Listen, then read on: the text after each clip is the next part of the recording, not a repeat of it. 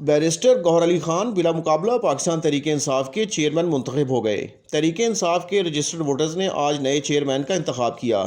Barrister گوہر خان نے chairman P T I کے عہدے کے لیے کاغذات نامزدگی جمع کروائے تھے۔ چیف الیکشن کمشنر نیاز اللہ نیازی کا کہنا ہے کہ Omar Ayub P T I کے بلا مقابلہ مرکزی جنرل سیکرٹری منتخب ہو گئے ہیں۔ اس کے علاوہ علی امین گنڈا پور تحریک انصاف خیبر پختونخوا، یاسمین راشد پنجاب کی صدر منتخب ہوئی ہیں۔ گوہر خان نے چیئرمین منتخب ہونے پر کہا ہے کہ سابق chairman P T I Imran Khan ایک جدوجہد کی وجہ سے جیل میں ہے۔ میرا پینل سابق چیئرمین پی ٹی آئی کا منتخب کردہ پینل تھا۔ ہماری آدھی سے زیادہ لیڈرشپ جیلوں میں ہے۔ انہوں نے کہا کہ پی ٹی آئی کسی کے ساتھ جھگڑا نہیں کرے گی۔ دوسری جانب اکبر ایس بابر نے ایک چینل سے گفتگو کرتے ہوئے کہا کہ پی ٹی آئی کے انٹرا پارٹی انتخابات الیکشن میں چیلنج کریں گے۔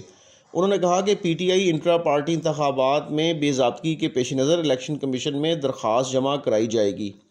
اکبر ایس بابر نے دعویٰ کیا ہے کہ ہائی کورٹ کے فیصلے کے بعد ہم پی ٹی آئی کا حصہ اور بانی رہنما ہیں۔ آج شام کو انٹرا پارٹی انتخابات کے سلسلے میں اہم پریس کانفرنس کرنے جا رہا ہوں۔